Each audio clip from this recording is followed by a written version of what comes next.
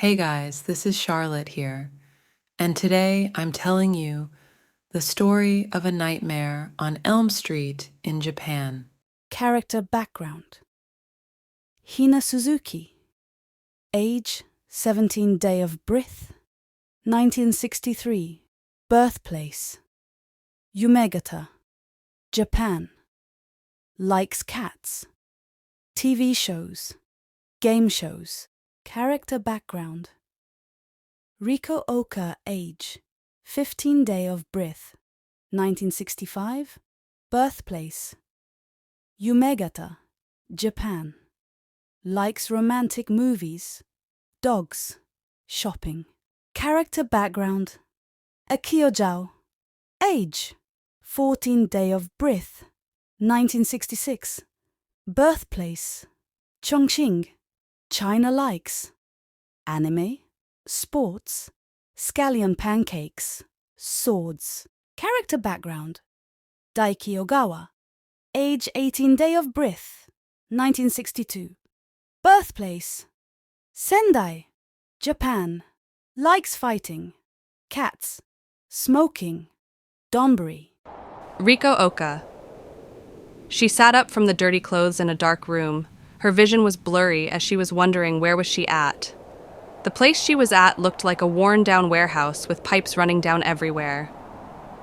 Where am I? Is this another dream? Riko thought, as she slowly stood up and walked through the darkness of the warehouse.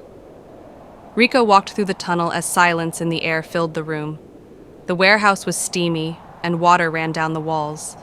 The rotten smell filled the room like a dead animal, or meat made the warehouse unbearably. Riko almost gagged and covered his face because of rotten smell around the warehouse. It took her before she saw a door at the end of a dark hallway. She slowly made her way towards the end of the hallway and opened the door.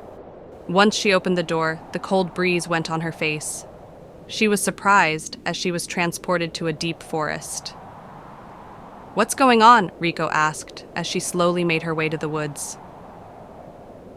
Once she looked back behind her, the door was all right, gone, disappeared, vanished like it was never there. Riko was initially surprised before she remembered that she was dreaming. But if she was dreaming, then why did this dream feel and looked so real? Suspiciously, the forest seemed to brighten up when Riko walked through the forest, and all the trees turned to all tall trees into pretty cherry blossoms. "Geez, this dream is weird," Riko said. She saw something that changed her eye. "Is that a shrine?" Riko asked as she slowly towards the shrine, admiring its beauty. As she entered the shrine, she saw a house in the distance and entered inside. Once she entered the house, the light from outside immediately turned dark. The house looked abandoned and damaged. The house was filled with darkness, and it took her eyes a while before her eyes adjusted to the darkness. She noticed something in the distance and slowly looked at it with confusion. It was something covered underneath some blankets. Riko looked confused as she slowly walked towards the cover. As she was about to uncover the thing under the cover, she felt something watching her in the distance. She slowly removed the cover and was horrified. It was a small skeleton with bugs and rats crawling around it.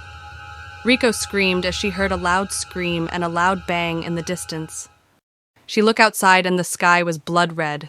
Then it was the first time she entered the house. She was confused and horrified as a loud, disembodied voice spoke to her in anger. "Get out! I'm going to kill you!" the voice said, as it then made a demonic laugh. Riko quickly ran out of the house and rushed out of the shrine was everything around her quickly turned blood red. She ran into the woods and didn't know what or where she was going. Every time she looked behind her, she saw a shadow figure lurking in the distance.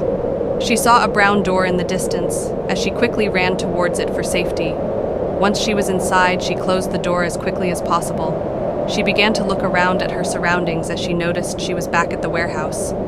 She quickly ran as she wanted to wake up from this terrible dream, but something wanted to keep her there. Even still, she still felt something watching her in the distance. She felt like she wasn't safe, just like at the shrine. It took a while before Riko stopped running and catched her breath. She sat down and rested near some pipes on the ground.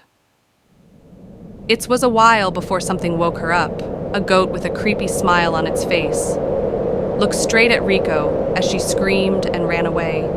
She ran for a while before she saw a figure lurking in the distance. She couldn't see them, but she knew they were dangerous and quickly ran into one of the tiny hallways in the warehouse. She ran fast until she was at the end of the hallway, and unfortunately, it was a dead end. Rico hoped that the man lost her or was part of the dream, but this didn't feel like any normal dream. It felt too real. She slowly walked towards the main hallway as she looked around and saw there was no man on the hallway. Maybe this was all a dream after all. She turned around as suddenly a man jumped up and attacked her, the man stretching. Its long arms scratched Rico's arm as she screamed, and just like that, she woke up. Rico's parents rushed to her room. "Rico, are you all right?" Rico's mother asked. "Yeah, I'm fine," Rico responded. "Okay, well, just making sure," Rico's father said as they both walked out of Rico's room. Rico lay down but couldn't sleep that whole night. The image of the man face haunted her that whole night. Thanks for watching the video. If you want more, please like the video. Thank you, and goodbye.